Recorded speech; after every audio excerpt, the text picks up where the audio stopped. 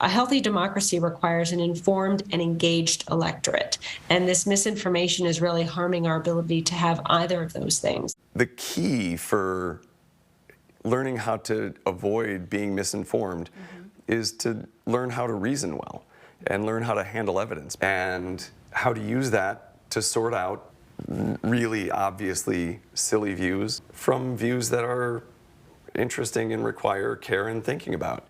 There has been forever a flat earth society. The flat earth idea has come back. There are famous people endorsing this, and it's outrageous. The ancient Greeks had simple ways of figuring out that the earth is round and roughly what the circumference of the earth is.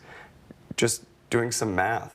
You know, getting to a point where the public is educated well enough that they're not going to fall for things like that will be a huge step in the right direction. But public education is one of those really touchy, hot-button issues these days. It is. I unfortunately see no other way to get there, because even if somebody were to talk to me and say, "Oh, you know, what do you think about misinformation?" and I said something they didn't like, it would be very easy for them to do something like say, "Oh, he's one of those academics. I don't have to listen to what he's saying," which is seriously problematic because the fact that I'm saying it should be irrelevant.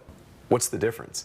And sorting out the difference is really interesting, but that's sort of where my interest in this comes from. One way to think about it is in terms of what is often called a total evidence view.